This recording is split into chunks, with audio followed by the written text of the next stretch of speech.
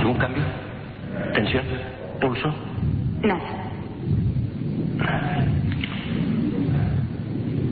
Lo hemos perdido. Por favor, no te lava. Lo notificaremos en la pasada mañana.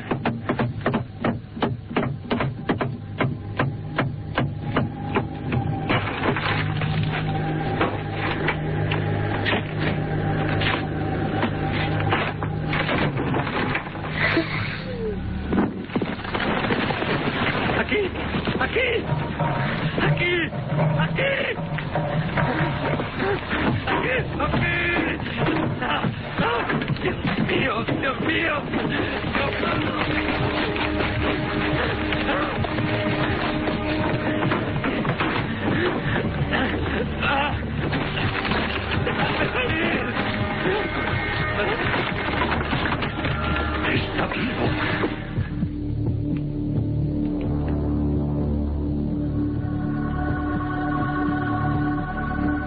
2:20 de la madrugada. Bienvenidos. Decía Edgar Allan Poe que no hay mayor certeza que la de saber que vamos a morir. Edgar Allan Poe, con su sentido siempre trágico de la existencia, por cierto, uno de esos personajes, una de esas figuras dignas de dedicarle un programa especial. Pero el corazón sigue latiendo. Nos quedamos francamente impresionados cuando el domingo por la madrugada, en ese horario especial de 3 a 4, Carmen Porter leyó la historia de un médico que recopiló durante años casos de supuestos enterramientos prematuros. Inmediatamente, a través de las vías de conexión con Milenio 3, hubo centenares, se puede decir así, de comunicaciones de interés por ese tema, un tema profundamente duro y macabro, el miedo en el fondo a la muerte. No queremos dedicar este programa de Milenio 3 solamente a esa gente sepultada en vida, sino que nos hemos puesto a estudiar, a indagar, a investigar, a hablar con forenses, con médicos, con antropólogos, y a intentar comprender cómo en pleno siglo XXI seguimos teniendo ese miedo ancestral a la muerte y a lo que sucede en la muerte, en la agonía. Esta noche, estad muy atentos, vamos a descubrir fenómenos que ocurren en la agonía. Vamos a escuchar a personas que han vivido experiencias bastante duras dentro de tanatorios o de investigaciones forenses. Vamos a saber lo que es la criogenización. Vamos a hablar con médicos españoles que están trabajando en congelar cuerpos, así como suena, en estudiar con una serie de... no congelar sería la palabra, sino embalsamar o poder conservar cuerpos, incluso personas latentes, para en el futuro que éstas puedan ser sanadas. Y lo dicen médicos, no lo dice un cualquiera. Vamos a descubrir cómo hoy en día, siglo XXI, España, hay tecnología que se está vendiendo para, por ejemplo, evitar un enterramiento prematuro, evitar ser, como ocurría en aquel viejo cuento de Allan Poe, sepultado en vida.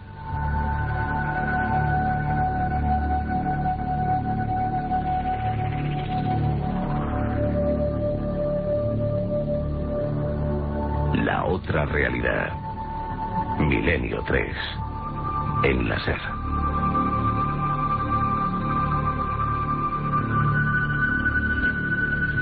En 1986, concretamente el 11 de marzo, el periódico El País publicaba una noticia con el siguiente titular: aparece vivo en El Cairo un niño que había sido enterrado hacía un año.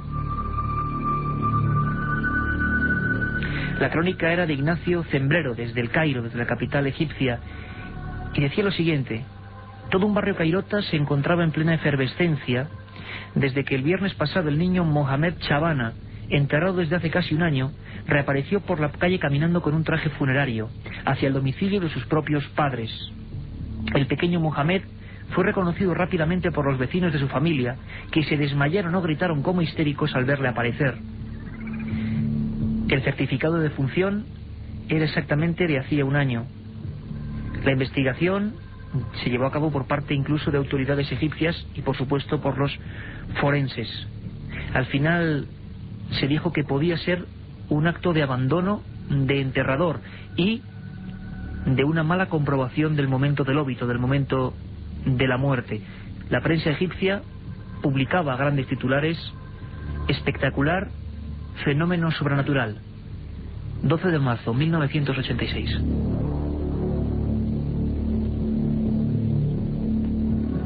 Y es que casos de este tipo, aunque parezca increíble, aunque parezca que viajamos al medievo, ocurren.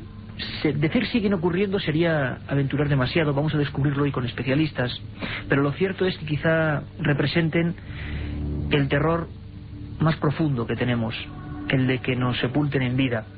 Además queremos indagar, como he dicho antes, en un montón de misterios que ocurren alrededor de esos últimos momentos. En el fondo tenía razón Allan Poe, ocurren un montón de cosas, sabemos que vamos a un mundo desconocido, y los investigadores, desde el punto de vista médico, forense, desde el punto de vista psiquiátrico, han intentado saber cómo perciben la muerte, tanto el que se va al otro lado, como los que se quedan y se reúnen ahí al lado de la cama. Vamos a descubrirlo, os prometo emociones fuertes.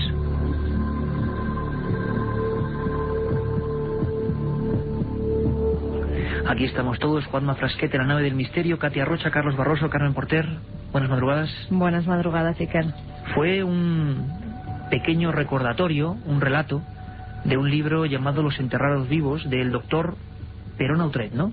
Exactamente. En la madrugada del domingo contamos una historia de las que relata este médico, un hombre que había sido enterrado en vida y se estaba enterando de todo, de cómo era metido en el ataúd, de cómo incluso los sepultureros, al no poder encajarle bien, pues ponían una rodilla encima de su abdomen y lo introducían, de cómo clavaban esos clavos en el féretro, e incluso de cómo le bajaban hasta la tumba y oía caer la arena encima de ella.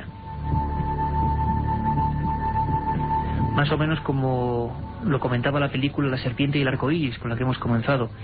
Esa película sí en un entorno, en una ficción relativa a los zombies, a los enterramientos que luego son desenterrados directamente por el Bokor, por el brujo, y utilizados como esclavos. En este caso no, vamos a hablar de pura antropología, de puro misterio, de pura medicina.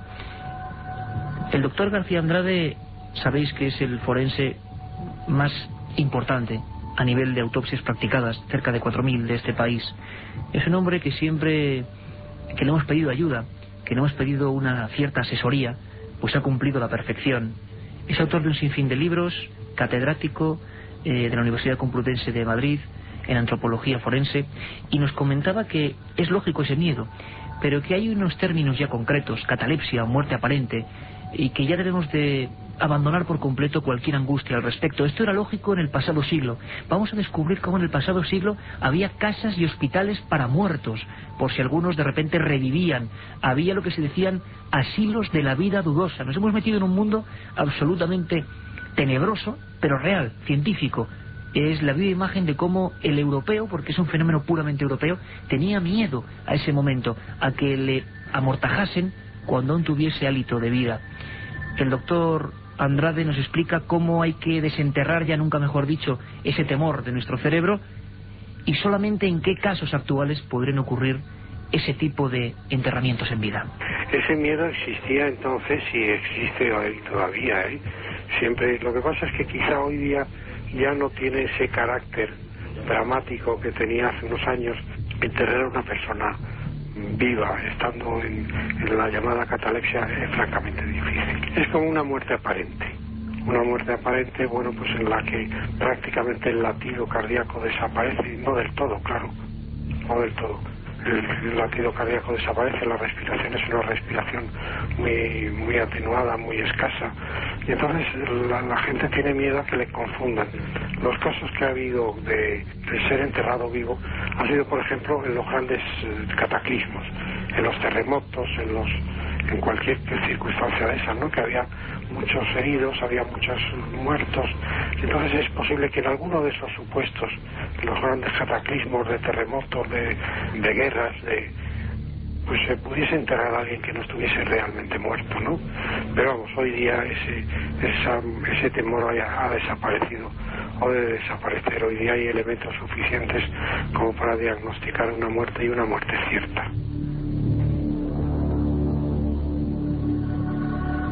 Es cierto, Carmen, que desde la más remota antigüedad existe ese miedo a ser enterrado vivo, ese miedo a la muerte que ha quedado plasmado en libros, en estudios, en documentos que ahora podemos recuperar. Pues es cierto, y que además en todos los pueblos, en todas las religiones, por ejemplo, los persas, según Heródoto, enterraban los cuerpos cuando los pájaros de presa se sentían atraídos ya por el olor, cuando ya estaban casi en estado de putrefacción. Quiere decirse que todavía estaba viva en ese momento la práctica de que hasta que no existieran primeros síntomas de putrefacción no se consideraba muerto a la gente. Incluso, por documentos que luego veremos, hay un estudio impresionante, se llama Enterrado Vivo, duro de leer, como va a ser duro este programa, pero lo repito, puramente científico. Es el médico de la Universidad de Gales, Jan Bondeson, doctor en medicina experimental, y en este estudio acaba diciendo más o menos que hasta prácticamente el siglo XX, bien entrado el siglo XX, hasta que la tecnología no entra en el mundo médico, se esperan los primeros síntomas de putrefacción, imagino que a nivel muy ligero, para considerar muerto a alguien, porque había muertes aparentes, muertes cerebrales que se podía revivir de ellas y no se sabía, y por lo tanto desde la más remota antigüedad esa práctica era común, ¿no? También los tiranos de Siracusa, en Sicilia, construyeron enormes tumbas, bañeras de 1 metro de altura y muros verticales llenos de orificios de aireación. Además, dejaban comida dentro de ellas. Era un decreto real también que 2 guardias vigilaran continuamente de día y de noche esas tumbas. Vamos a descubrir incluso, Carmen, esta noche, y todos los amigos de Milenio 3, cómo en pleno siglo XIX se construyeron ataúdes, incluso algunos que tenían con una pequeña batería o generador posibilidad de luz, de una especie de audífonos, de pomos que se metían para adentro y generaban aire para que el muerto no muerto pudiese aguantar unos días. Toda una tecnología dedicada a intentar evitar esto, la muerte prematura. Los romanos conservaban los cuerpos durante 7 días y hacían numerosas tentativas para verificar que había fallecido. Llamaban, por ejemplo, a gritos al difunto varias veces, los lavaban con agua casi hirviendo y luego les echaban agua fría para ver si así reaccionaban de alguna forma. Platón pidió a los atenienses que conservaran los cuerpos hasta el 3er día, después de que se los diera por fallecidos. Los chinos tenían la costumbre de tener varias veces el féretro cuando iban trasladándolo hacia el cementerio y sacudirlo fuertemente para ver si ese cadáver reaccionaba en algún momento. Los tártaros también sepultaban los cadáveres 3 días después de la muerte y los enterraban en una fosa poco profunda, dejando la cabeza al descubierto. Es entonces cuando empiezan a hacerse prácticas las llamadas comprobaciones de muerte, es decir, cómo nuestros antepasados, no hace tanto tiempo como parece, podían saber exactamente, sobre todo en medios rurales, cómo y cuándo esa alma, además todo envuelto en religiosidad, en creencias, cuándo ese alma había desaparecido del cuerpo físico. ¿Cómo se hacían estas comprobaciones? Nos han llegado hasta hoy todo tipo de documentos, algunos francamente desagradables. Por ejemplo, una de las comprobaciones básicas era las sanguijuelas. Se ponían sanguijuelas, chupaban la sangre del difunto o de la persona que estuviera en ese trance en ese momento y hubiese dudas sobre su situación concreta, y si la sangre que las sanguijuelas, cuando luego se presionaban, salía coagulada, es que estaba muerto. Si salía líquida, es que ese hombre todavía vivía. Una de las técnicas más típicas era un pequeño espejo en el que con una solución salina se escribía de forma invisible "estoy muerto". Cuando se ponía junto a la boca de ese cadáver, si había un mínimo hálito de vida, ese cristal se empañaba y entonces aparecían en letras más oscuras los componentes de ese mensaje, esas letras: "estoy muerto". Hemos tenido el placer de conocer a un antropólogo que ahora mismo está en Estados Unidos. Él es burgalés, Ignacio Fernández de la Mata, que hizo un libro, un estudio sobre Burgos y su provincia, que le llamó "De la vida, el amor y la muerte", y nos ha parecido, aparte de duro por las fotografías que incluye, luego hablaremos de las fotografías de muertos, lo que ocurre con ellas, qué pasa, si es cierto que se hacían álbumes de fotos de difuntos antiguamente, y tanto que es cierto, y don Ignacio nos contestaba de una forma muy rotunda en torno a algunas prácticas, por lo menos de Castilla, imaginamos que de toda España y gran parte de Europa, para saber en qué momento el difunto, imaginémoslo ahí en el camastro, a veces con las cofradías de difuntos que existían y a las que se hacía socio a cualquier persona desde el momento del nacimiento, cofradías que corrían con los gastos del enterramiento, se reunían, imaginémoslos, con sus capirotes, con sus trajes, con sus mortajas, y tenían, a veces sin médicos, que experimentar, saber cuándo esa persona estaba muerta. Escuchamos a Ignacio Fernández de la Mata, antropólogo, contándonos qué se hacía en el norte de Burgos a esos difuntos, o quizá no. Las más habituales y sencillas era colocar la llama de una vela ante la cara del moribundo o ya finado, de tal manera que si quedara el más mínimo hálito de respiración, la llama parpadeara. También es habitual y muy conocido lo de ponerle un espejito o un cristal a ver si esa respiración, ese vaho, lo empañaba algo. Pero a veces estas respiraciones son muy imperceptibles y muy poco claras, y las habitaciones están con las puertas abiertas, hay gente, porque también antiguamente era una cierta costumbre el que la familia y los amigos más allegados estuvieran ahí durante el momento de la agonía de la persona, del moribundo, lo cual podía hacer que la habitación tuviera, digamos, que un cierto trasiego, ¿no? Y esto hacía que se recurriera en algunas zonas a comprobaciones que nos pueden hoy resultar casi crueles, ¿no? Como por ejemplo, la expresión que se utiliza es castigándole, en el sentido de que se le inflige un dolor. Por ejemplo, se le ata una cuerda en el muslo o se derrama cera sobre la ingle. Es una zona, digamos, de especial sensibilidad, donde la piel es más fina, es más sensible, de tal manera que esa cera ardiente que cayera o ese fuerte tirón de una cuerda produjera algún tipo de reacción en el cuerpo que a la gente les avisara de que ahí todavía estaba vivo. No deja de ser una comprobación realmente cruel para la persona que esté justamente en ese trance, ¿no? La otra realidad. Fenómenos extraños.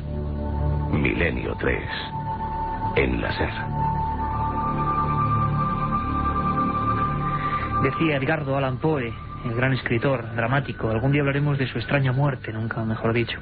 Decía en ese capítulo, el enterramiento prematuro: no conocemos agonía peor sobre la tierra, ni podemos conseguir un tormento remotamente equiparable, ni siquiera en las profundidades del infierno. Se refería a su propio temor que estaba muy en boga en todo el mundo, a ser enterrado vivo. Por eso se intensificaron estas pruebas, como digo, en los ambientes rurales, en los ambientes no urbanos, allí donde no había tecnología ni la más primaria de los médicos. Había algunas realmente duras que ahora vamos a contar. Carmen, nos han quedado unas cuantas, sobre todo como las clásicas, ¿no? Aparte de las que he comentado yo. Había algunas pruebas que se hacían en la antigüedad, como era la prueba del doctor Icart. Consiste en una inyección intravenosa de fluoresceína, un producto químico que producía una coloración amarillo-verdosa de las conjuntivas del ojo de una persona que estuviera viva. También está la arteriotomía radial. Consistía en seccionar una arteria de la muñeca, lo que permitía verificar el paro de la circulación. O el test del éter, que se inyectaban 2 centímetros cúbicos de éter en la epidermis de un ser vivo. Un chorrito vaporizado de éter salía del agujero cuando la aguja se retiraba, hecho que no se producía cuando el sujeto estaba muerto.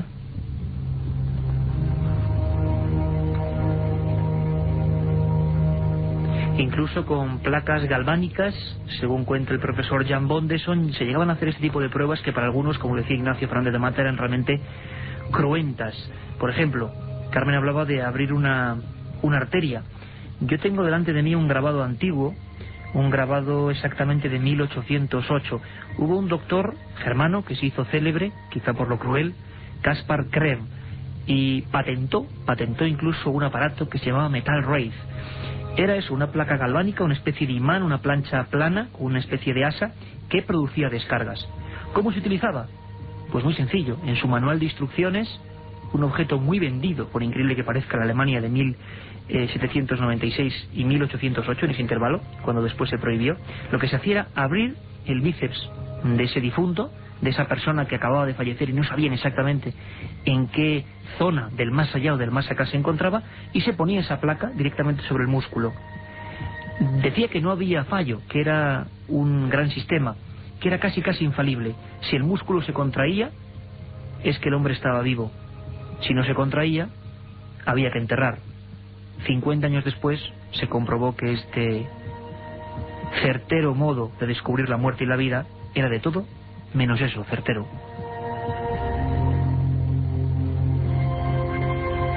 Y es que por eso, Carmen, surgió un sinfín de literatura, de periodismo especializado incluso y truculento, en contar historias que lo más terrible es que mezclaban hechos reales con hechos que no eran tan reales. Historias que vamos a contar con nombres y apellidos, documentadas, auténticas, pero mezcladas con auténticas leyendas urbanas también. En nuestra segunda hora vamos a comprender cómo incluso la leyenda urbana, eso que le gusta tanto a Katia Rocha, tiene mucho que ver en estas historias. Cómo se hicieron leyendas urbanas, por ejemplo, de esas casas de muertos. Imaginaos la siguiente escena. Unas casas, llamaban Tottenhaus, vamos a hablar de ellas, se expandieron como hongos por toda Alemania, sobre todo, París también hubo, y en Lisboa, en España no, y estaban los cuerpos pues de diferente condición social, de diferente sexo, se separaban, y estaban los cuerpos ahí, a la intemperie, con vigilantes, muchos de ellos con las manos enganchadas a hilos que acababan en campanillas, para intentar avisar de que regresaban del mundo de las sombras. Hubo leyendas de que realmente todo eso era un truco, y que los sacamantecas y los médicos poco profesionales, digámoslo así, actuaban en mafias y manipulaban esos cuerpos, que todo era un engaño.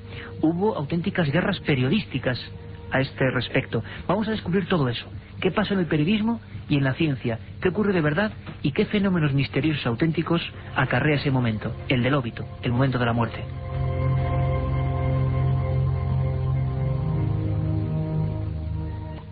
1937. 200 personas mueren trágicamente en el santuario de la Virgen de la Cabeza. 1971. Aparece el fenómeno de las caras de Belmez. 2003. ¿Qué relación existe entre estos dos episodios? Descúbrelo en Tumbas sin nombre. Un apasionante libro de Iker Jiménez y Luis Mariano Fernández. Una tragedia, un misterio, una investigación. Editado por... Se le traslada al hospital, donde le diagnosticaron una importante hemorragia interna provocada por las heridas del bazo y páncreas. Fue declarado muerto y se le trasladó al depósito de cadáveres, donde permaneció 5 días soportando temperaturas de -7 grados centígrados. Cuando lo extraen de las neveras, recobra la conciencia, pero ve que no se puede mover ni hablar. Oía los lamentos de los familiares e incluso se dio cuenta que le estaban vistiendo, amortajando con el traje de su boda. Se presentaron los enterradores y le introdujeron en un féretro que había sido cedido por el servicio local de pompas fúnebres, pero era demasiado pequeño. Juan medía 1,92, así que intentaron doblarle las piernas. Como no podían, decidieron rompérselas a base de martillazos. En ese momento, Juan recobra el sentido y por fin consigue gritar.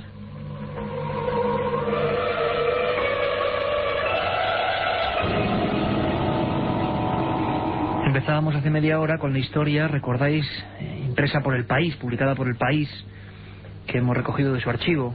Aparece vivo en El Cairo un niño que había sido enterrado hacía un año.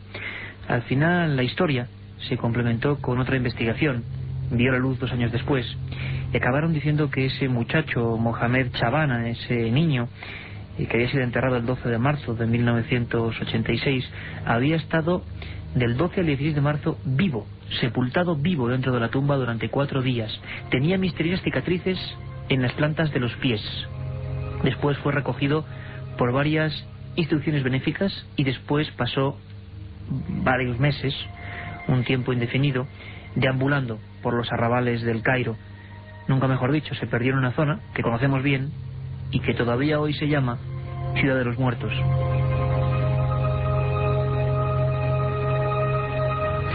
Que a uno le doblen las rodillas y reviva es un caso, por supuesto, excepcional. Ocurrió en Sevilla en 1977 y os prometo que dentro de no mucho tiempo tendremos aquí a médicos de ese hospital de Sevilla contándonos cosas alucinantes de un tema que también nos intriga: lo que ocurre durante el proceso de muerte aparente.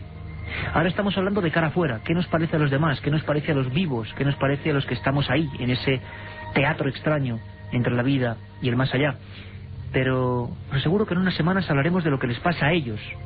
Casos de vida después de la vida con el doctor Enrique Vila, del Hospital de Sevilla. A Juan le doblaron las rodillas, un resorte salió en ese momento y revivió después de 5 días, caso absolutamente increíble.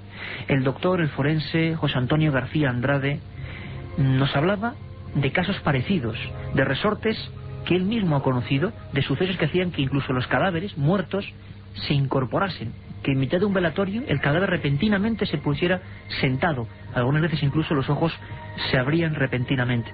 Y por eso se puso de moda, y nos lo cuenta el doctor Andrade, el sistema de campanillas, muy popular aquí en España, en ciertas zonas de Castilla, de Galicia, en lugares recónditos, pero densamente poblados. Había muertes y la única forma, en velatorios y en ataúdes, era colocar esa especie de campanillas superiores encima de la caja mortuoria. Era una forma de avisar de alguna forma también a las personas que deambulasen por el lugar, a los vigilantes de los cementerios. El doctor Andrade nos lo explica así. En algunos casos se han descrito casos de que incluso el cadáver se sienta, pero con gran susto para la gente, claro, pero se sienta por esos fenómenos putrefactivos que entonces hacen que el cadáver adopte una postura distinta. Y en algunos casos incluso cuando llevaban el cadáver a enterrar al cementerio, pues el cadáver se sentaba, sobre todo cuando eran féretros que no tenían tapa. Y muchas veces ese miedo, ese campanillazo ha hecho abrir cajas y encontrarse con que el sujeto estaba muerto. Pero de todas formas, un cadáver no aguantaría sin oxígeno tanto tiempo. ¿Aguantaría o no aguantaría? Porque parece que hay casos concretos, y no hace tanto tiempo, que nos demuestran que sí, que ha habido incidentes muy concretos donde la gente ha aguantado sin oxígeno, sin alimentos, misterios de la vida y lo que no es la vida. Las campanillas, estos fenómenos, estos ataúdes de seguridad, han tenido cierto protagonismo en los últimos tiempos, ¿no, Carmen? Sí, fíjate, en Múnich había un edificio gótico donde los muertos estaban dispuestos en largas filas. Todos estaban unidos por cuerdas y estas desembocaban en unas campanillas situadas en el despacho central del guardián.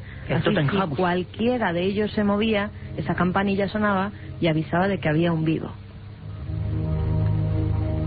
En Alemania, en Polonia y en otros estados del Báltico se ataba un cordón con campanillas en la mano derecha del muerto para que éste pudiera llamar en caso de despertarse.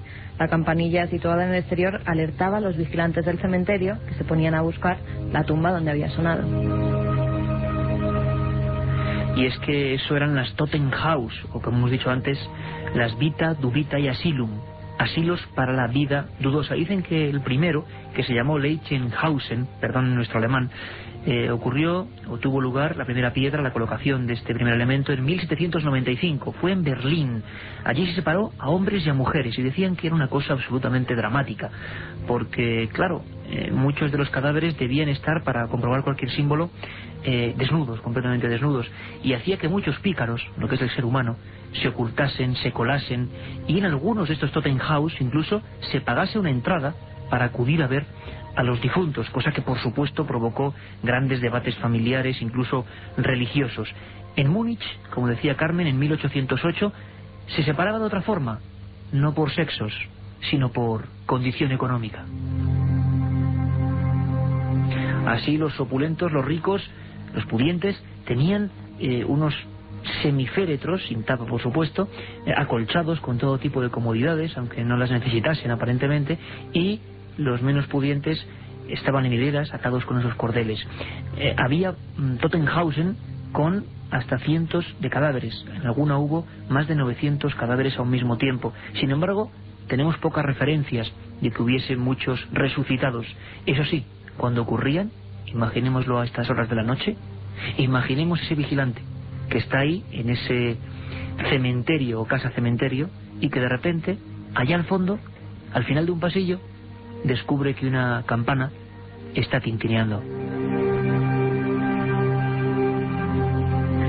Me vais a permitir, llegado este momento, y repito, por cierto, este programa lo habéis pedido vosotros, una investigación en vivo, este programa lo configuráis vosotros, Milenio 3 es vuestro programa, y nos pedís además, bueno, con una efervescencia tremenda, que tratásemos este tema, misterios de la muerte y sobre todo enterramientos en vida. Mark Twain, no hace falta decir más, célebre escritor, hacia 1880 visitó uno de estas Totenhaus, una de estas casas, museo, no sé cómo llamarlos, de los muertos vivos o de los vivos muertos. Es algo que marcó su vida. Como escritor sensible que era, realmente dejó constancia en uno de sus libros de aquella espantosa visita. Decía más o menos que la espaciosa sala era un sitio espeluznante. Había 36 cadáveres de adultos a la vista, tendidos boca arriba en tablas ligeramente inclinadas, en 3 largas hileras, todos ellos con el rostro rígido y blanco como la cera, y todos envueltos en mortajas. A los lados de la estancia había 2 profundos huecos, como ventanas sin saliente, donde yacían varios niños pequeños, de caritas marmóreas, completamente ocultos, salvo el rostro y las manos bajo montones de flores. Y decía Mark Twain, completamente alucinado ante aquella visión, en aquellas casas que siempre estaban a las afueras de las grandes ciudades, Berlín, Múnich, Lisboa, París, Copenhague, decía Mark Twain: me imaginé allí, solo, en la piel del centinela de la muerte, dormitando a solas, montando guardia en la noche ventosa como la de hoy, antes de estremecerme al oír el clamor de la campana.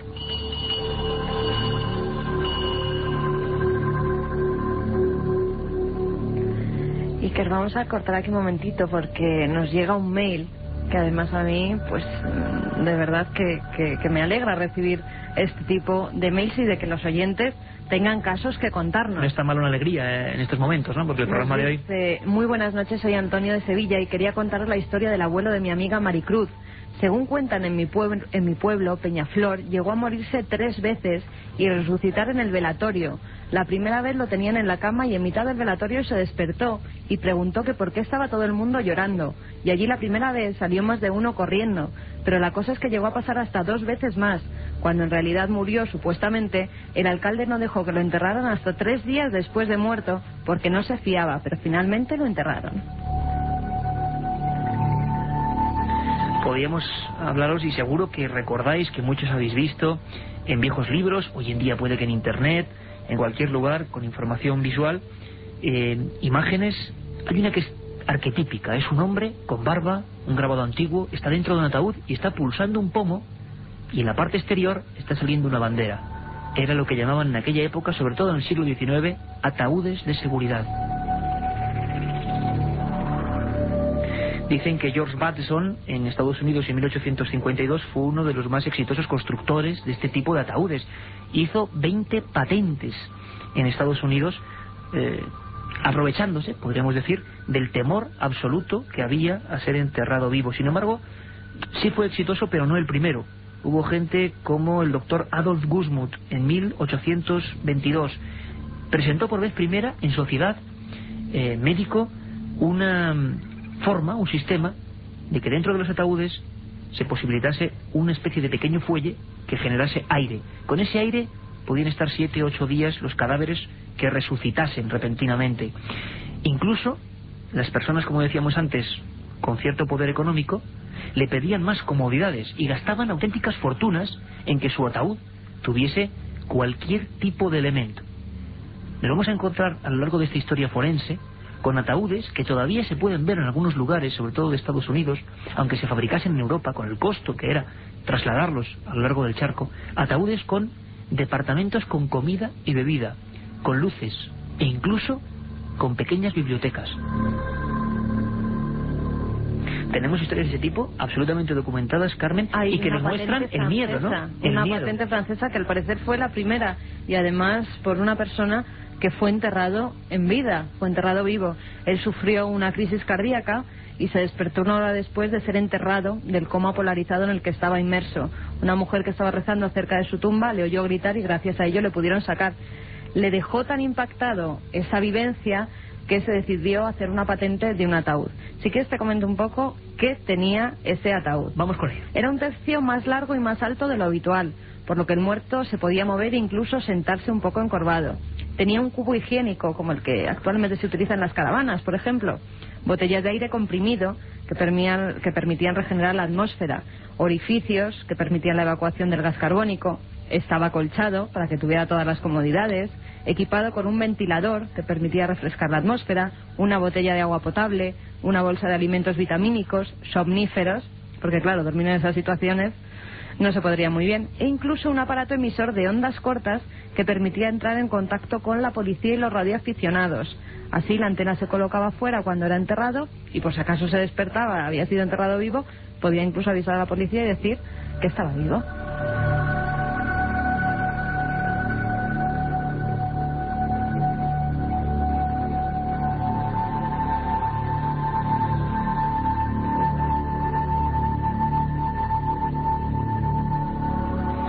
Y es que vais a quedar francamente impresionados, como nos hemos quedado nosotros, cuando comprobéis con este documento que os vamos a poner ahora, que ese miedo continúa, que estamos en el siglo XXI y siempre lo decimos, en este programa que siente pasión por lo desconocido, va a ser un nuevo eslogan, pasión por lo desconocido, y nos gusta, comprobamos que estamos en un mundo inmerso en satélites, en tecnologías GPS, en Internet, un mundo globalizado donde nada escapa, donde parece mentira que, bueno, que hasta se niega la muerte, parece que la muerte es algo que le pasa solo a los demás y casi ni hablamos de ello. Hablamos, por ejemplo, en programas como Milenio 3. Bueno, imaginaos una serie de tiendas con gran fama, la tienda del espía. La tienda del espía tiene una página web que cualquiera puede consultar, tiendadelespía.com o .es, no sé seguro, pero hemos hablado con el señor Durán, director de esta red de tiendas que se encarga de todo tipo de artilugios relativos a eso, al mundo detectivesco. Yo tengo que decir un secreto, fue mi padre el que me avisó, vive muy cerca de una de estas tiendas y me dijo, ¿tú sabes que hay un aparato de resurrección? Sí, pleno siglo XXI, 2003, que se vende, que está a la venta en las tiendas del espía. Yo creo que mejor ejemplo imposible para comprobar que todos estos ataúdes con pomos, con comida, con bibliotecas, ataúdes que costaban varios millones de las antiguas pesetas, que eran comprados por personas muy pudientes, todo ese miedo que en el fondo se refleja, que tenemos cierta desconfianza en la ciencia y quizá no sepan adivinarnos una extraña dolencia y al final nos acabe ocurriendo como el protagonista de La serpiente y el arco iris, o todos estos casos que los enterraban vivos al principio del programa. Quizá por todo eso la tecnología también se ha adaptado. El señor Durán, le hemos entrevistado, hemos hablado con él y resulta que nos dice que efectivamente que han vendido varios resucitadores, equipos de tecnología punta con sistema GPS aquí en Madrid o en cualquier parte de España, y que la gente los está comprando en pleno siglo XXI para acoplarlos a su ataúd. Ya no hay pomos, ya no hay banderines, ya no hay cornetillas por las que se grita. Lo que hay ahora es sistema GPS y la grabación memorizada de un móvil para hablar, para que el muerto, si se despierta, hable. Porque hay una teoría muy grande, y es que, y muy lógica, imaginamos a un muerto, que no le ocurra a nadie, por favor, ha ocurrido, pero que no vuelva a ocurrir, ¿no? Que de repente se despierta, como diría Lampoe, ¿no? Viendo la tapa negra del ataúd en la negra noche.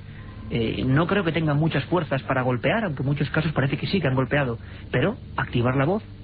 Bueno, mejor que nos lo explique el director de las tiendas del espía. Escuchad muy atentamente. El equipo de Resurrección es un sistema de comunicación que utiliza tecnología GSM. Entonces surgió viendo reportajes de que la gente, hay bastante gente que han enterrado viva. Entonces, aprovechamos el equipo Chivatron para esta aplicación. Pues esto es una cajita que es como un móvil. Lleva una tarjeta GSM, lleva una batería, como los móviles, y lleva una programación, y esto está diseñado que en caso de movimiento, por ejemplo, nosotros en este caso para la resurrección le hemos adaptado unos sensores de ultrasonido.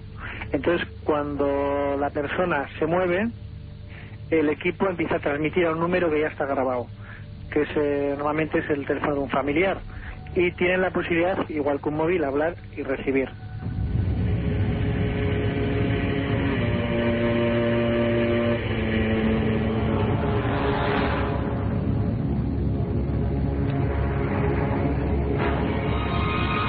Siglo XXI, equipo de resucitador, Chivatron es un nombre comercial, y se han vendido varios en Madrid. Ese sistema que nos parece de otro tiempo y que nos muestra eso, el profundo temor que todavía tenemos a esa figura de la parca, a esa figura de negra mortaja y guadaña siempre brillante. Me decía Katia Rocha por micrófono interno que la batería de este sistema de resucitación que se vende en la tienda del espía, dura 12 días. Por lo tanto, 12 días puede estar uno. Adolf Gunderson, ese primer inventor médico de un ataúd de seguridad, hizo una prueba convincente. Se metió bajo tierra en su propio ataúd. Pasó 15 días. Y no queremos ser más truculentos. Repito, y lo dejo muy claro, ha sido vuestra petición. Estamos siempre abiertos. Hoy solamente con milenio3@cadenaser.com. Habitualmente y casi siempre, esperemos que no haya más caídas de servidores, en el 7640, con la palabra milenio, como siempre. Nuestra vía dinámica con vosotros. Y queremos que nos propongáis, como no solo antes personajes la semana pasada, sino temas como este. Por muy extraños y complicados que sean, vamos a investigar, como estamos haciendo con todos los datos. Pero lo que viene ahora yo creo que supera, Carmen, a todo lo anterior. Se pueden hablar de casos mucho más duros, más fuertes, que nos parecen hasta macabros y grotescos, que están ahí, sobre todo en los países del tercer mundo. Desgraciadamente, en esos países todavía no hay unas medidas tecnológicas para saber cómo hoy, cuándo ocurre la muerte. Y nos decía el doctor Andrade que ya no hay que tener ningún miedo, eso es lo más importante. Sobre todo casos que se produjeron hace muchos años, claro, e incluso siglos. La mayoría de los casos que vienen citados en libros como Los enterrados vivos, pues son a partir del siglo XVII, XVIII y XIX. Y los de ahora, casi todos ellos, menos algunos casos muy especiales, son de países en vías de desarrollo. No hay que tener ningún miedo. Hoy en día la ciencia puede corroborar el momento exacto en que dejamos de qué. ¿Dejamos de existir? ¿Dejamos de estar? Eso sería cuestión para otro programa. Lo que es cierto es que en el momento de la muerte ocurren muchas cosas. Ocurren cosas extrañas. Dicen que hay una concentración auténtica de fenómenos paranormales. Quizá nuestra mentalidad, nuestra angustia, nuestra esperanza, quién sabe, está más activa que nunca. Y quizá varias mentes se concentran en un lugar, en una habitación, por ejemplo, en cualquier lugar, y generan algo. Bueno, yo estoy seguro que esta película la hemos visto todos. Es Los Otros, de Alejandro Amenábar. A mí personalmente, cuando la vi en ese Carmen, hubo un momento que me impresionó muchísimo. Que pensé que era ficción, era una genialidad de Amenábar. Era ese momento en que se hablaba del libro de difuntos. Libros con fotografías de muertos, muertos puestos encima de la cama. Vamos a recordarlo. Señora Mills. Sí, señora. ¿Sabe usted qué puede ser esto? Es un álbum de fotografías. Pero mire, están todos dormidos. No están dormidos, están muertos. Es un libro de difuntos. En el siglo pasado, según creo, solían retratar a los muertos con la esperanza de que sus almas siguieran viviendo en las fotografías. Hay incluso retratos de grupo. Y niños. Sí. Es un macabro. ¿Cómo es posible que fueran tan supersticiosos? El dolor por la muerte de un ser querido puede llevar a la gente a hacer cosas extrañas.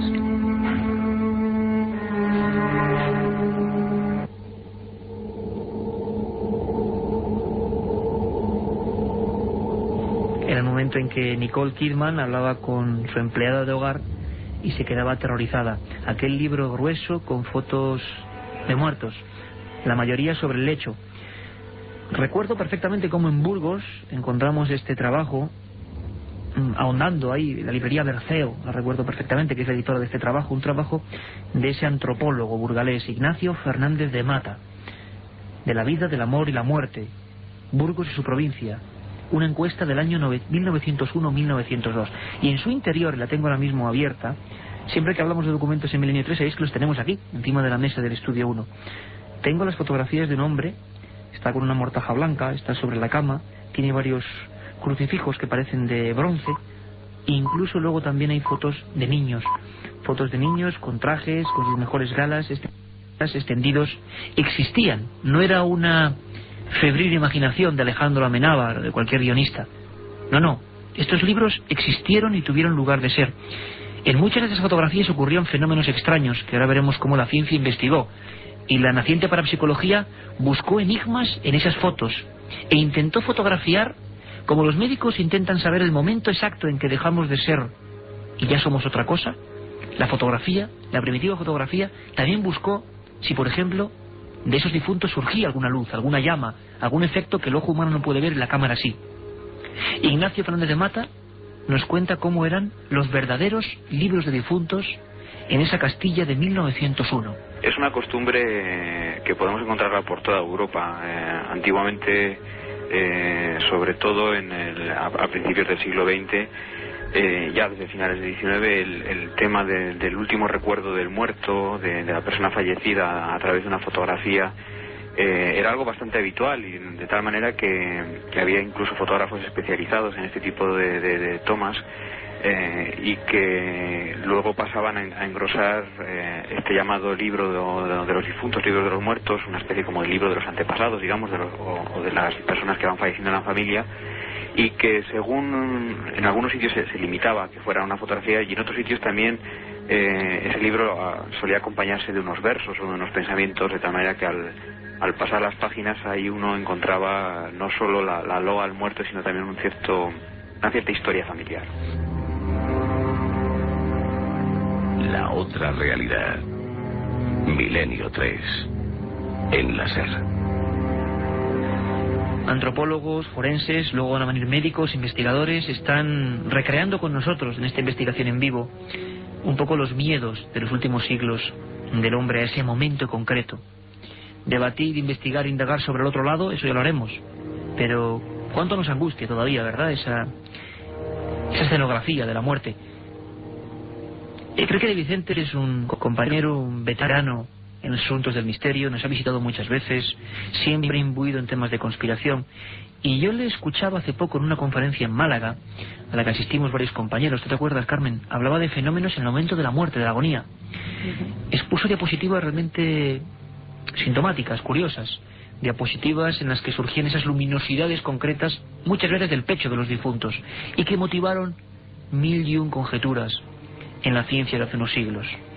Enrique nos habla de por qué ocurren tantas cosas en ese preciso instante. El momento de la muerte es un momento realmente fascinante, en el sentido de que es en el momento en el que se producen mayor cantidad de fenómenos paranormales. No hay ningún otro momento a lo largo de la vida, a lo largo de la existencia humana, donde se disparen más los fenómenos paranormales que en el momento de la muerte. Por ejemplo, uno de los fenómenos que se producen con frecuencia son sincronicidades muy extrañas. Ponía un ejemplo en esa conferencia, eran los relojes que se paralizaban.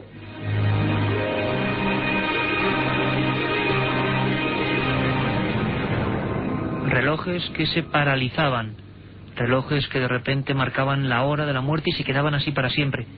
¿Quién no ha escuchado historias como estas? Carmen, antiguamente mucha gente, las cofradías de muertos, se quedaban delante del difunto en determinados ambientes y esperaban, con fe ciega, que ocurrieran determinados fenómenos, ¿no? Se reunían en torno a la persona fallecida y muchas veces esperaban pues que se dieran algunos síntomas de que esa persona había realmente muerto. Se decía que cuando la persona perdía la vida, un soplo como de aire acariciaba el rostro de los asistentes, los que estaban alrededor.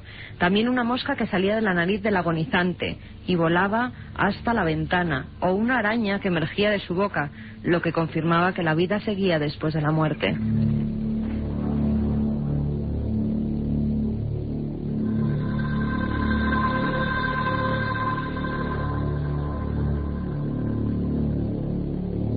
Un viaje en busca del misterio.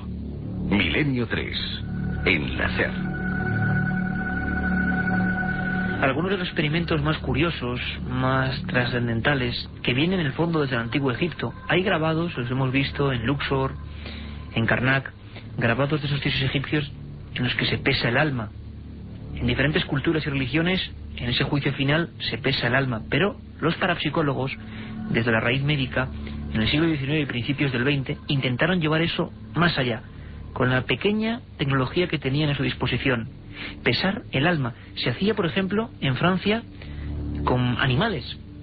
Se intentaba, se mataba en ocasiones a un animal concreto, a un gato, a un perro, a un ratón, y se intentaba ver en una balanza de precisión si en el momento de la muerte había un descenso del peso. Algo abandonaba ese cuerpo.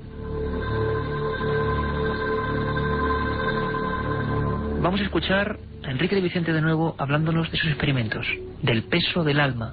¿Qué se hizo? ¿Qué se hacía? ¿A qué conclusiones se llegó? Médicos, investigadores, que a finales del siglo XIX, a primeros XX, ponían al agonizante en casos muy concretos, que era una persona próxima a ellos, un amigo, un familiar que se prestaba al experimento, lo ponían sobre una pesa enorme y detectaban que en el momento del óbito el cuerpo perdía un número de gramos. ¿Qué ocurre? Que desde el punto de vista científico, con los conocimientos actuales, esa pérdida es atribuible al proceso fisiológico y bioquímico que produce la muerte. O sea, hay una pérdida de fluidos, hay un cambio en el organismo. Digamos que esas investigaciones no han ido adelante porque no hay forma de saber a qué puede deberse esa pérdida de peso. Pero sí hay unas investigaciones que resultan fascinantes y que han tenido continuidad en nuestros días. Y son las investigaciones relacionadas con lo que ven sienten y escuchan los moribundos durante, no ya los momentos, los días de su agonía. ¿Qué ven y qué sienten los moribundos? Creo que es un abanico que se abre ahora mismo apasionante. A veces ocurren fenómenos extraños, como que, por ejemplo, lo decía Enrique, se para el reloj. A las 2:36 ha vuelto a funcionar el ordenador. Son cosas que solo pueden pasar en Milenio 3. Sabemos que apenas habéis tenido tiempo, pero bueno, lo reiniciamos ahora. Carmen, ¿podemos recibir mensajes de mail? Podemos, incluso cuando no podíamos hemos estado recibiendo mensajes gracias, a ese 7640, palabra clave milenio, espacio y el texto que ellos quieran. Permíteme, como hoy además pensábamos que no iba a haber mensajes, vamos a sacarnos de la faltriquera un regalo, 3 regalos, por esa confianza, por esa fidelidad, de aquí hasta las 3, una cosa que la gente está pidiendo mucho, son las músicas de Milenio 3. Hemos editado una serie de CDs con las músicas que componen para nosotros los fondos de este programa, por ejemplo el que suena, y vamos a sortearlos. No vendemos nunca estas cosas, es sorteo para los amigos. 7640, palabra milenio, y lo que deseamos ya es vuestras preguntas. Fijaos qué paréntesis se abre ahora. ¿Qué ven, qué sienten, qué perciben los moribundos? ¿Qué percibe el que está en ese momento viendo cómo alguien muere? ¿Tenéis experiencias? ¿Queréis contarnos? Ya llegan, ¿no? Iker, fíjate, Pedro nos escribe y nos dice: yo soy vigilante de un cementerio de Málaga. Yo he sacado con la policía a gente viva del nicho. Pues Pedro de Málaga, vigilante de un cementerio. Tenemos sus datos, nos gustaría mucho intentar hablar con él. Pedro de Málaga. Realmente fascinante, porque vamos a seguir con este tema y seguro que conectamos con Pedro de Málaga en un futuro cuando hagamos un especial sobre la muerte. Está muy cerca el 1 de noviembre, nos toca hacer programa ese 1 de noviembre por la noche, así que estaremos muy pendientes de nuestro amigo Pedro de Málaga. 7640, palabra milenio, espacio, lo que queráis. Tenemos temas alucinantes. Y no escuchad de nuevo a Enrique de Vicente, nuestro amigo, director de Año Cero. Él hablaba de experimentos en la agonía, que estaban viendo moribundos y que estaban viendo pacientes. Apariciones de familiares, estudios que se han realizado comparativos, por ejemplo, en la India y en Estados Unidos. Da igual la cultura, da igual la condición social, da igual el lugar donde se muera. La gente ve a personas vivas, incluso y personas muertas, que se aparecen en trances de muerte, que luego no han sido tales, que se han recuperado. Recuerdan que en estados de coma, en estados carenciales de todo tipo de salud, veían la imagen sonriente de un familiar.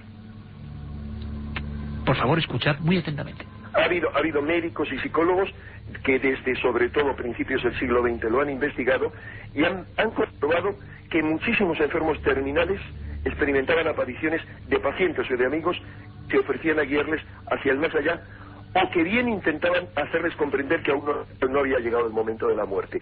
En casos que fueron investigados por el doctor William Barrett, que es uno de los padres de la parapsicología, encontró casos en los cuales las personas que estaban agonizantes habían percibido la aparición de una persona que venía a bienvenida desde el más allá, de un pariente que él sabía que estaba vivo.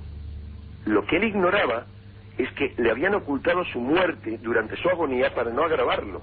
O sea, realmente identificaba un pariente que aparentemente estaba vivo como fallecido, como que venía a darle la bienvenida desde el más allá. O hay casos, por ejemplo, de niños que perciben ángeles sin alas que les vienen a dar la bienvenida desde el más allá.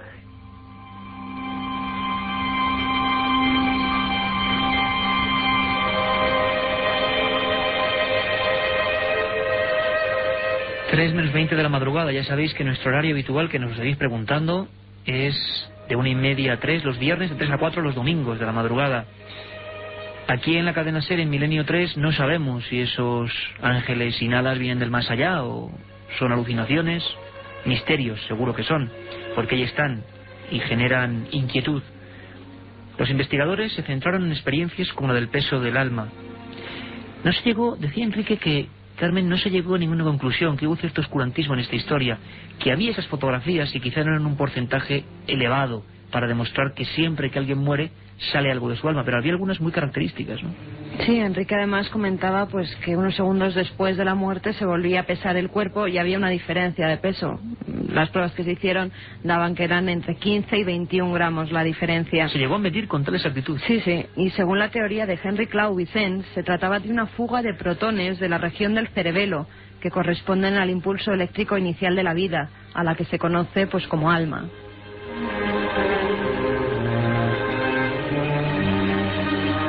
Fenómenos extraños de apariciones. Hemos recibido un sinfín de comunicaciones, estamos ahora recibiendo a través del SMS, de personas, dedicaremos más de un programa por supuesto, que en esos momentos han visto cosas, o que en enfermedades muy graves han visto a personas familiares.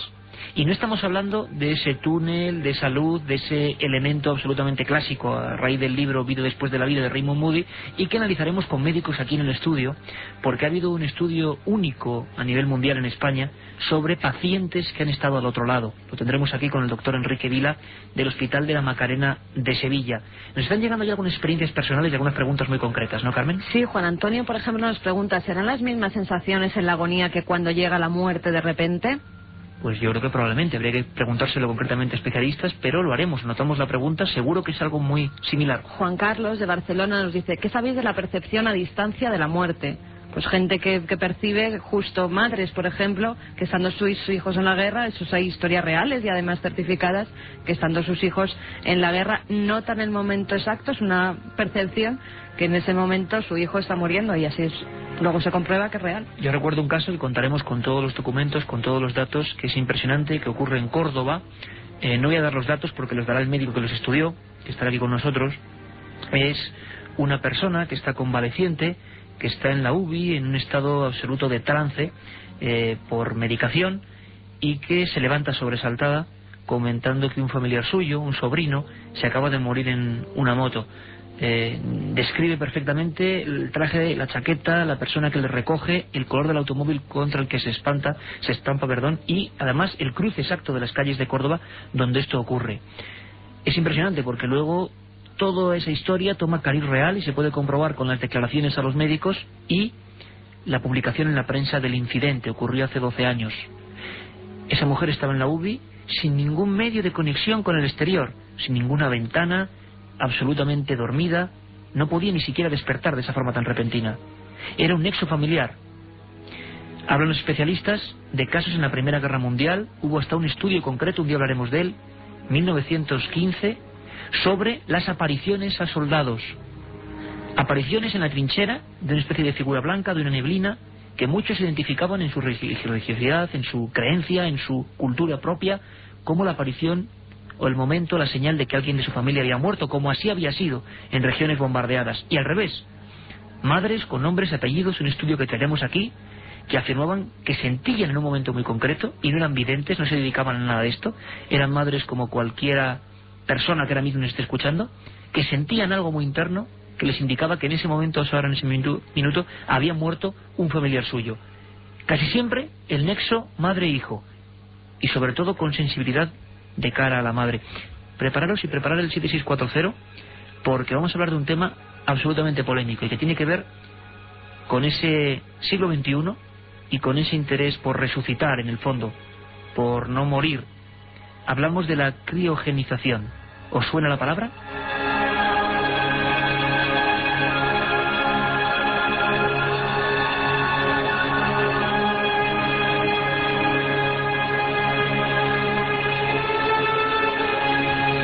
Criogenización. ¿Quién no ha oído escuchar la historia célebre de Walt Disney? Leyenda urbana, en realidad, dicen que en la Alcor, en una empresa concreta privada norteamericana, se encuentra el cuerpo de este genio de la animación congelado.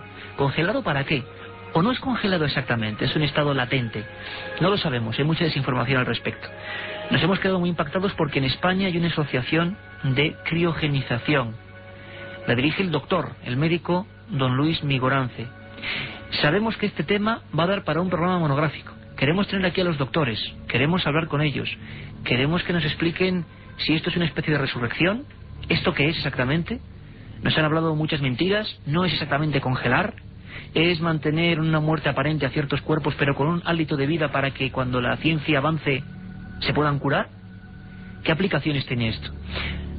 Y esto no lo dice un cualquiera, es lo más importante, Carmen, no es un alucinado, un contactado, son médicos en activo que con diferentes estudios y diferentes intereses en el asunto de la criogenización se han unido en esta asociación. Escuchad atentamente al doctor Luis Migorance. Yo soy médico y no solamente estoy recopilando, sino trato incluso de hacer alguna experiencia, algún experimento.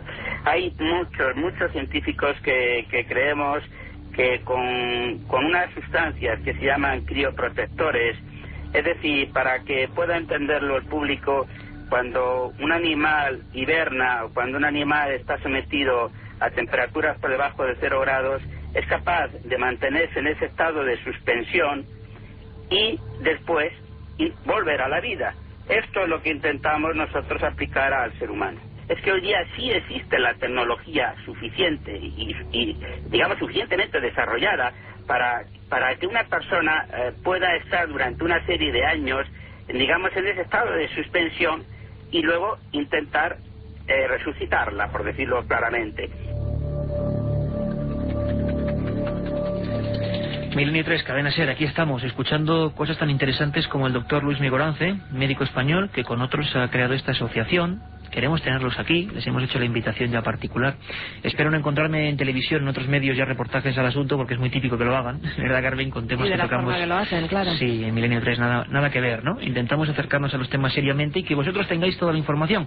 Como hace un momento teníamos al señor Durán de la tienda del espía comentándonos cómo se están vendiendo hoy en día dispositivos con GPS de resurrección para meterse en el ataúd, la muestra básica de cómo en el siglo XXI seguimos teniendo ese terror a ser enterrado vivo.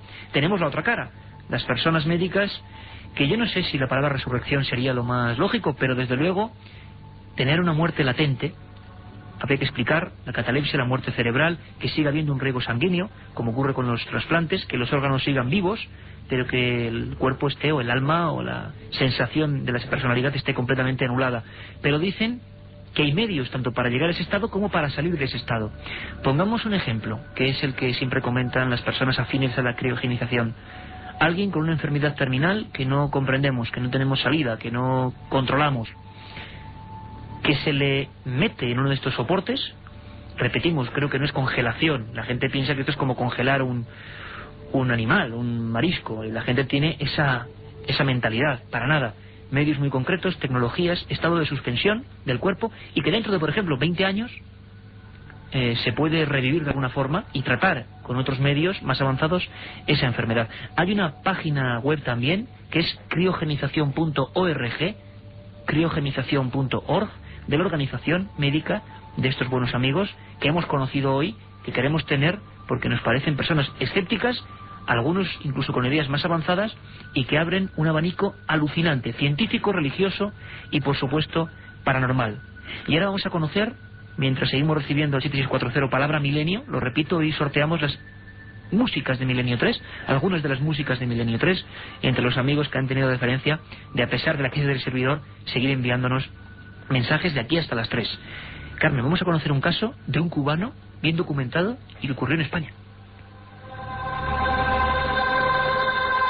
Pues efectivamente, y que era un joven cubano, Armando Socaras, se escondió entre las ruedas de un avión, un DC-8 que venía hacia España.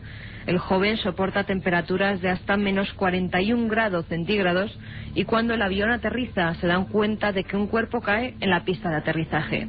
Está rodeado de cables, de sogas con las que se había atado a las ruedas para no caerse en ese vuelo, y descubren que la nariz y la boca del joven están cubiertas de hielo y su cuerpo completamente congelado. Bien, llaman a los servicios de emergencia y el doctor José María Pajares, especialista madrileño en cirugía bajo hibernación, tras una intervención de reanimación de 48 horas, logra que ese joven reviva. Ese hombre estuvo 48 horas hibernado, es decir, como nos comentaba el doctor Luis Migorance, el proceso que los animales hacen, ¿no? Mantenerse latentes, vivos o muertos, no lo sabemos ahí, y pasan meses. ¿Podría ocurrir esto en las personas? ¿Qué posibilidades tiene la ciencia para que, a pesar de que parezca que estamos muertos, el corazón siga latiendo?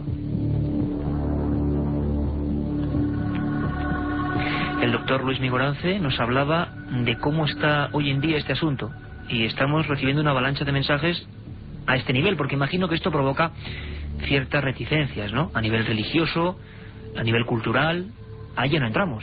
Simplemente sabemos que la ciencia, como dice el doctor, tiene los medios hoy en el siglo XXI para hacerlo.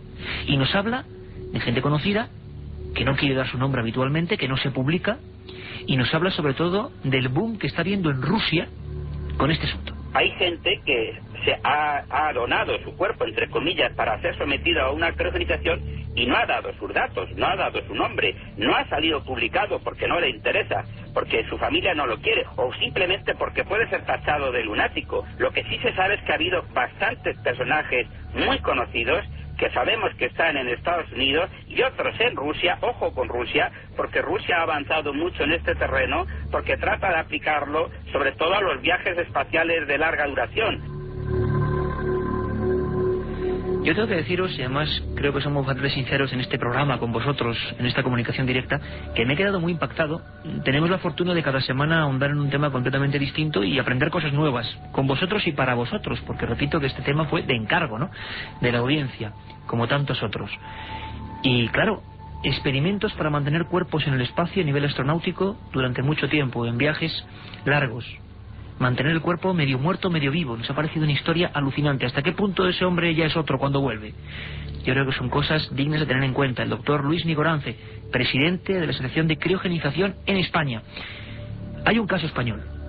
Hay una chica joven que ahora mismo, a las 2:52 de la madrugada, está en Estados Unidos en uno de esos tubos de metal, criogenizada. Sufrió un infarto y su familia optó por esta vía como una esperanza a la que agarrarse, y lo comprendemos perfectamente. Y cada uno, oiga usted, hace lo que quiera con este tipo de situaciones, y ni las condenamos ni decimos que sean lo mejor, simplemente exponemos. Hablaremos de ese caso y, Carmen, si te parece, conectaremos con el doctor Pajares, que hizo esa resurrección, entre comillas, de ese cuerpo del cubano con 48 horas. Escuchamos en breves trazos la historia de esta chica, si no recuerdo mal, malagueña, que es quizá la única española que fuera de España, por aquí no hay legalidad para hacerlo, está criogenizada, en espera, en muerte aparente. Esto fue el caso de una chica que sufrió un infarto agudo cerebral previo a un infarto miocardio. Fue una muerte súbita. Digamos que la familia no lo esperaba. Quedaron tan sumamente angustiados que histéricamente, hay que decirlo así, o neuróticamente, buscar una salida rápida e intentar hacer algo por su hija. En ese momento había llegado a sus oídos el tema de la criogenización y pues bueno, lograron sacar el cuerpo, porque el gran problema que tenemos ahora en España es cómo sacar el cuerpo fuera de España. Pero eso es otro tema. Entonces, lograron sacar el cuerpo fuera de España, porque teóricamente era un coma permanente, estaba teóricamente legalmente muerto. La sacaron a esta chica fuera y actualmente está en la compañía Alcor de Estados Unidos y está en estado de criogenización.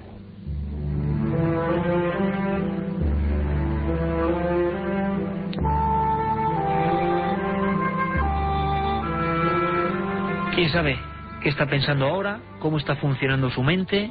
¿Qué ocurre con esta muchacha? A mí me parece un tema fascinante. Sois vosotros quienes tenéis que elegir. Ahora mismo Carmen va a leer algunos de los mensajes que han ido llegando al 7640. Podéis seguir, por supuesto, durante toda la semana. Palabra Milenio, Espacio y lo que queráis, para plantearnos temas, personajes, historias, investigaciones. Vamos a encargar a nuestra compañera Katia Rocha, que sabéis que consigue lo que nadie consigue, sobre todo a nivel de extranjero, cuando se mueve a nivel internacional, que vaya a la compañía Alcor, que hable con ellos. Intentaremos también tenerles, saber qué opinan, saber qué hacen. ¿Es verdad que tienen a Walt Disney? Es que es uno de los grandes rumores. En definitiva, historias de todo tipo, historias que ayer eran milagros y hoy son ciencia. El doctor Andrade ha practicado más de 4.000 autopsias, ni más ni menos. Decía que nunca se le ha levantado un cadáver, pero sí ha conocido historias que ayer serían milagro. Vida dentro de la tumba. Nos lo va a explicar él. En realidad eran un fenómeno físico. Pero ¿cómo se tomó esto en su época, hace 50 años? Aunque pueda parecer una broma macabra, no es una broma macabra, pero en cerca de 4.000 autopsias no se me ha levantado ningún cadáver de la mesa ahí. Todos estaban muertos. Porque incluso ha habido casos que eran más dramáticos, en cuanto que, por ejemplo, una mujer embarazada se la enterraba y luego cuando se iba a desenterrar se encontraban con que había parido dentro del féretro, ¿no? Pero realmente no es porque estuviese viva y pariese, sino es que como por los fenómenos de la fermentación y de la putrefacción cadavérica, los gases pues movilizan un poco el cadáver y entonces esos gases son los que aumentan la presión intraabdominal y empujan al feto, y el feto sale, pero sale muerto y la madre está muerta. O sea que ese miedo hay que perderlo, ¿no? Nos quedamos con esa palabra del doctor Andrade. Ese miedo hay que perderlo, no hay que tener ya un miedo ancestral a que nos entierren vivos, porque no va a suceder. Sin embargo, sí nos ha mostrado el mosaico de creencias y el mosaico de inquietudes que tiene el ser humano, como los amigos que nos han escrito, a pesar de que solo hayamos podido hacerlo en media hora, Carmen, al 7640. ¿Qué nos decían? ¿Qué nos comentaban?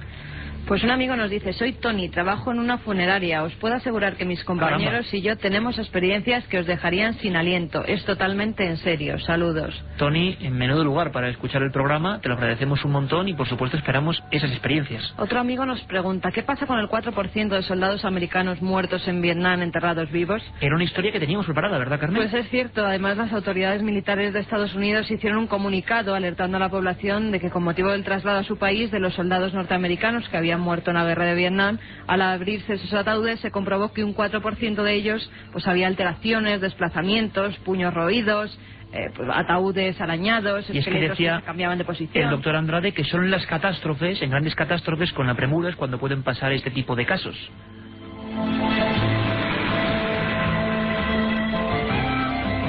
Otro amigo nos dice: hay un corto de Hitchcock que trata de este tema. ¿Os suena? Un saludo. Sí, yo no sé si es de Hitchcock ahora mismo, lo preguntaremos a Santiago Camacho, que es el experto en cine de este programa, pero sí, creo que sí. Y hay varias, nos preguntan por muchas películas. Una de las que trata este tema de enterrados vivos, desde el punto de vista de los zombies, que también lo tocamos aquí, es La serpiente y el arco iris, de Wes Craven. Otro amigo nos dice: qué miedo, puede ser que se presente ese difunto en forma de paloma, porque a mí me pasó de pequeño, que me acariciaba la cara y cuando chillé se fue. Bueno, seguramente sería una casualidad, pero lo que nos dice la vieja Castilla, que a mí me encanta, yo me siento también muy castellano a nivel espiritual, pues resulta que en Castilla había una leyenda que decía que la lechuza y el cierto pájaro como el cuervo era mal augurio y aparecía siempre cuando alguien iba a morir. Pero bueno, seguro que lo tuyo es casualidad y ningún problema. Sé que nos dice: después de escucharos mañana voy a comprarme unos cuantos resucitadores. A la tienda del espía, le vamos a hacer el negocio a los amigos de la tienda del espía, porque lo que es cierto es que, claro, uno escucha estos casos y llevamos una semana con este tema, imaginaos cómo nos quedamos. Lo primero seguro que compramos somos nosotros. Marta Salomón nos dice: trabajo en un hospital y convivo con la muerte a diario, y es curioso la forma con que los pacientes se enfrentan y actúan ante ella. Sí, y además seguro que en muchos casos por serenidad, por positividad, que creo que es el mensaje que siempre deja Milenio 3, habría que aprender. Macarena dice: yo por desgracia he estado a punto de morir y lo que sentí fue una gran sensación de paz y una voz que me decía que despertara. Curiosísimo. Carmen, los ganadores rápidamente de ese disco. Pues los ganadores son Sonia de Murcia, que nos dice: yo sentí a mi abuela cuando ella estaba muriendo, se despidió de mí. Carlos de Oviedo: yo creo que hay algo después de esta vida. Y Sebastián de Cádiz: Walt Disney está enterrado en una tumba. Bueno, qué curioso. Teorías para todos los gustos. Como no ha habido tiempo con el tema del servidor, podéis seguir hasta el domingo. El domingo madrugada seguimos y seguiremos sorteando eso que nos pedís tanto, las músicas de Milenio 3. Un tema de todo tipo, para todos los gustos. Y como siempre, la última opinión, esa la importante, esa es la vuestra.